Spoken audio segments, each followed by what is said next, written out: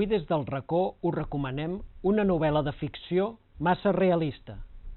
Parlem del Ferrocarril subterrani, de l'autor americà Colson Whitehead, publicada en català i castellà fa 3 anys i que ara en aquest moment torna a ser de total actualitat pels conflictes que s'estan vivint als Estats Units.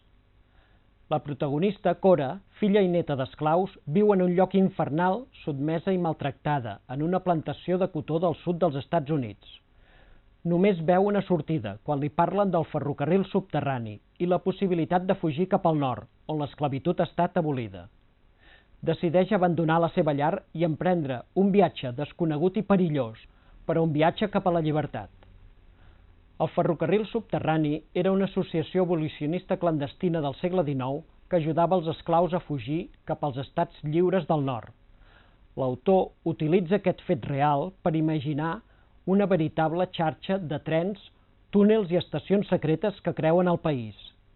Una història amb elements fantàstics que accentuen una narració èpica de recerca de la llibertat a través de l'esforç sobrehumà per canviar el rumb del propi destí. La seva lectura no et pot deixar indiferent. Fins aviat.